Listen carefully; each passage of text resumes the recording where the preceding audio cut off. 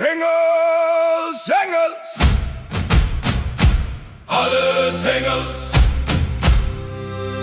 Engels wat jy sien en hoor,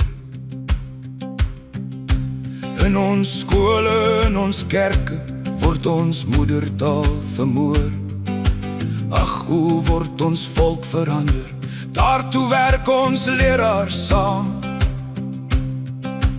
Hollands nog in sekere skole is bedrog, 'n blote naam. Wie om nie laat angliseer word geskolde en gesmaad, tot in Vrystaat en Transvaal, al overal dieselfde kwaad.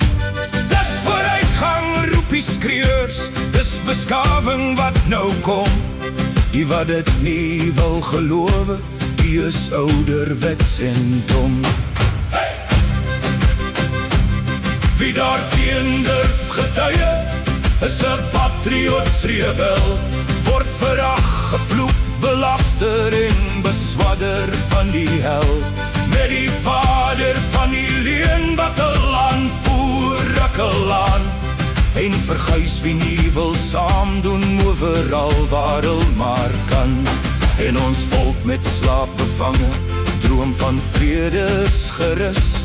Word al wakker, dit duur nie lang nie, net nou is hulle weer gesus. Mooie woorde, holle klanke, vrome praatjies, geen gebrek. Die wat van gevaar durf prate, die verklaar hulle stapel gek. Hey! Die vertaal en ouwe sedes in die bres spring is 'n dwaas. Leer maar Engels, dit maak salig, skreel uit met groot geraas. Hey! Holland sal van self wel kome, Afrikaans is kombuistaal. En die skole van die eertjies moet ons bouwen op 'n taal.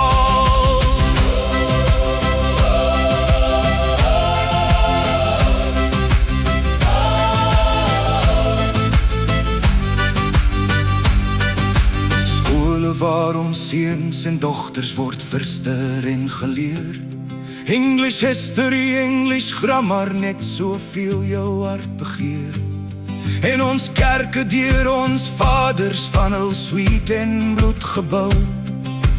Daarin word geheel onnodig English sermons uitgebrou.